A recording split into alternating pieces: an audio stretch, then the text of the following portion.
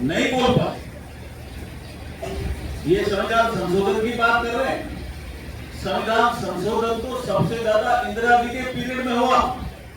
संविधान की आत्मा को कुचला।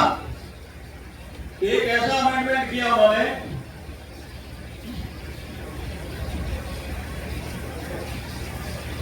अमेंडमेंट है, एक ऐसा अमेंडमेंट किया जिसमें इन्होंने कहा कि राष्ट्रपति, उपराष्ट्रपति, प्रधानमंत्री और स्पीकर, इनके इलेक्शन को जुडिशियल स्क्रूटनी कोर्ट नहीं कर सकते। इसको बोलते हैं संविधान बदलना। राष्ट्रपति, उपराष्ट्रपति, प्रधानमंत्री और स्पीकर ऑफ लोकसभा, इनके इलेक्शन को आप कोर्ट में चुनौती नहीं दे सकते। अमेंडमेंट किया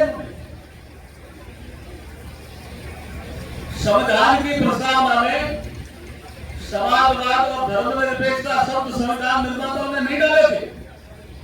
इन्होंने अमेंडमेंट करके प्रीएम्बल को भी बदला, प्रस्तावना को भी बदला। और एक चीज और बड़ी की इन्होंने, क्योंकि लंबे समय हो गया तो लोग भूल जाते हैं। हमारे लोकसभा में जो हमारा टेन्यूर होता है, अवधि, वो 5 साल की है। इन्होंने अमेंडमेंट करके 6 साल किया। इसको बोलते हैं संविधान बदलना। और संविधान की आत्मा को भी कुचल दिया, क्योंकि संविधान की आत्मा क्या था। तो जब डिबेट हो रही थी कॉन्स्टिट्यूशन असेंबली में, तो बाबा साहब डॉक्टर बी.आर. अम्बेडकर साहब से पूछा गया कि अगर आप संविधान की आत्मा किसी अनुच्छेद को कहेंगे, किसी चैप्टर को कहेंगे, तो किसको कहेंगे? तो बाबा साहब ने कहा था कि आर्टिकल 32 जो जुडिशियल रिव्यू का अधिकार देती है हमारे संविधान में न्यायपालिका को, वो हमारी संविधान की आत्मा है। तो उन्होंने बाबा साहब का भी अपमान किया संविधान बदल करके, आत्मा को कुचल दी। और जुडिशियल स्क्रूटनी से बाहर कर दी। तो ये कांग्रेस की एक फितरत है, उनके मन में था, बैकअप माइंड में था कहीं राहुल गांधी जी के, इसलिए उन्होंने वहां बाहर जाके बोला कि हम अवसर आने पर रिजर्वेशन को समाप्त कर देंगे। हम आपको कहना चाहते हैं कि हम रिजर्वेशन को समाप्त नहीं होने देंगे, ना हम करेंगे और ना हम होने देंगे। जो संविधान सम्मत रिजर्वेशन SC/ST OBC का है वो लागू है। इसके लिए हम आपके बीच में आए। ये हमारी मूल एक भूमिका थी जो मैंने रखी। अब आपके कोई प्रश्न होंगे तो जरूर मैं प्रश्नों को लूंगा। समाज के आरक्षण की बात करिए, आप देखते हैं क्या इस समाज से जो प्रिविलेज से ऊपर आते हैं लोग, उनको आरक्षण देना चाहिए?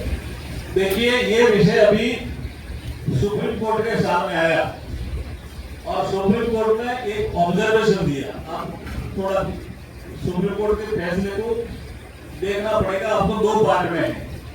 एक पार्ट है ऑब्जर्वेशन, वो निर्णय का पार्ट नहीं होगा, वो ऑब्जर्वेशन है। सुप्रीम कोर्ट ने कहा कि SC/ST समाज में क्रिमिनल क्या हो सकता है, ऐसी उन्होंने टिप्पणी की और 1-2 जगह का होना भी चाहिए, ये टिप्पणी की। But that is not part of the judgement.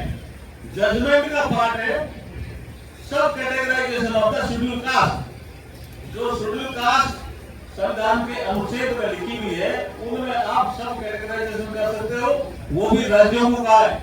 इसलिए क्रिमिनल के लिए जब ये भ्रांतियां फिर कांग्रेस वाले फैला रहे थे, तो नरेंद्र मोदी जी के नेतृत्व में कैबिनेट की बैठक हुई और उसमें फैसला हुआ कि SC और ST में क्रिमिनल लागू नहीं होगा। और बोलिए,